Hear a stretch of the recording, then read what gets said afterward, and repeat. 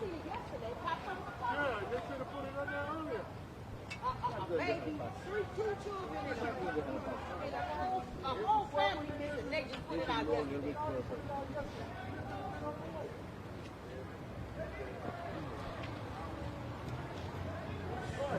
There was a wife and a wife. They wouldn't need it. Same thing. Same thing. And people say they seen them. They put it out about 2 weeks later. The father said, Wait a minute. which is for the name. The people said they seen them over there.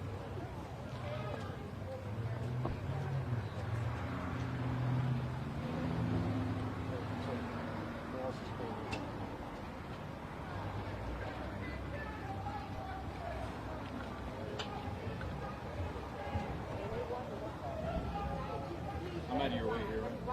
Yeah. Okay. Oh, wow. They're mad.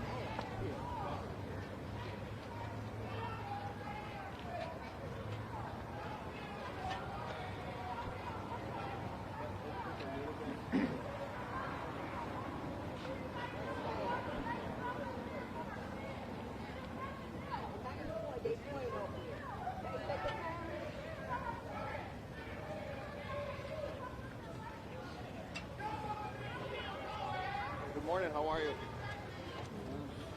How are you guys doing?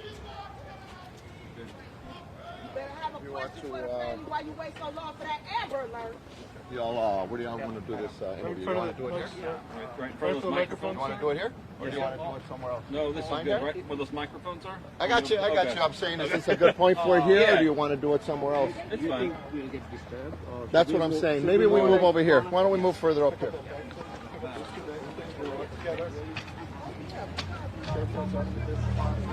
mine's just hanging off. I'll move slowly. Mine's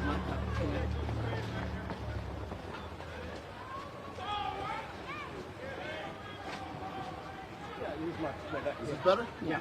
Okay, thank you. Okay. Okay, 12, can you move to the left? Thank you. I'll wait for y'all to get ready, don't hurry.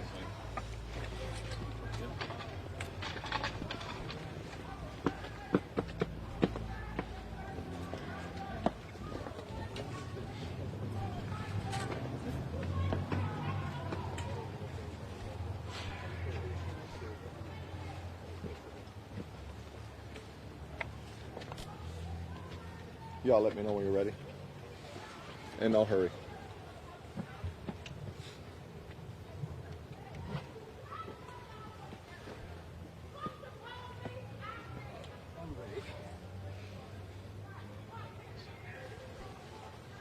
All set? Yep. Okay.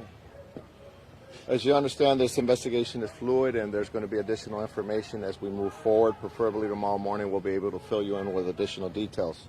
However, on Sunday, February 9th, Amara Banks, a 26-year-old resident of the city of Milwaukee, was reported missing to the Milwaukee Police Department by her family.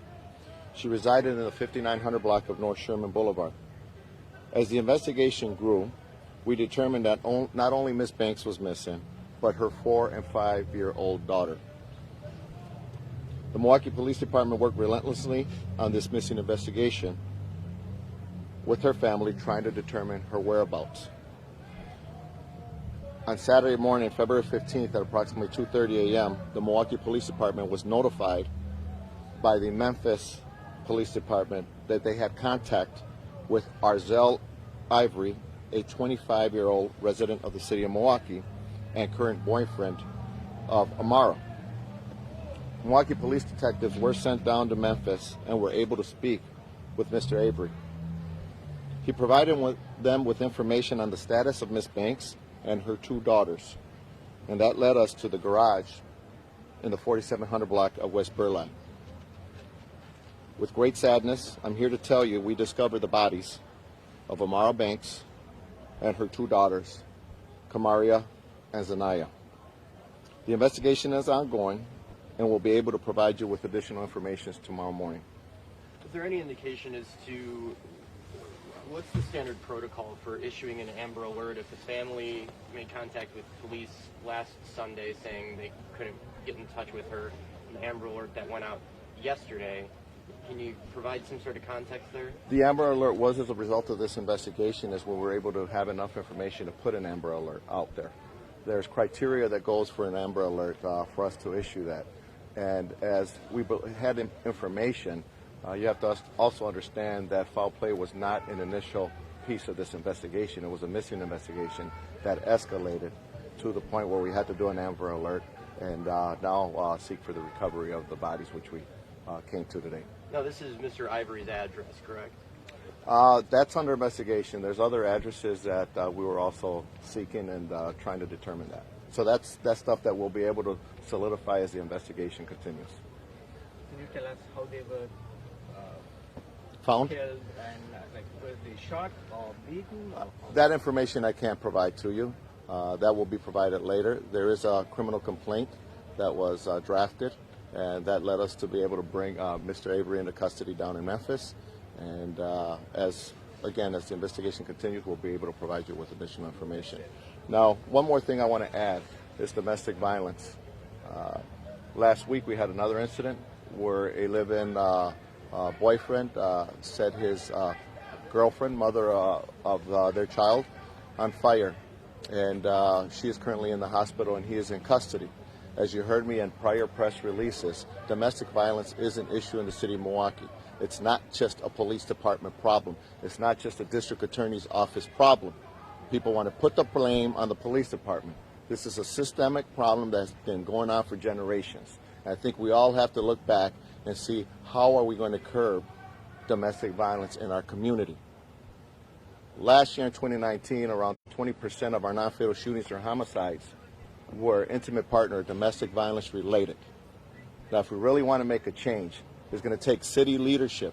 It's going to take leadership in Milwaukee.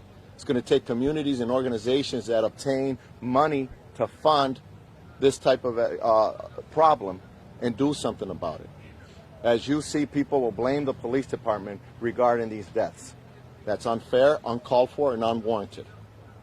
And we hope that this message today, with what's been going on, can pull up press releases that I have done for the last 6 months that says domestic violence is an issue in our community, and we have to address that. Thank you very much. Thank you for coming. That aggravated battery charge, has that been updated at all, or any other charges coming? Those are going to be updated by tomorrow. Can you Thank you. Homicide charges will be coming. You can get that from our PIO. Okay. No? Thank you very much for coming. Stolen name of the 25-year-old man. Possibly. Oh, I can't tell you for sure. I can tell you. first name Arzel 8. Oh, okay. Arzel's first name is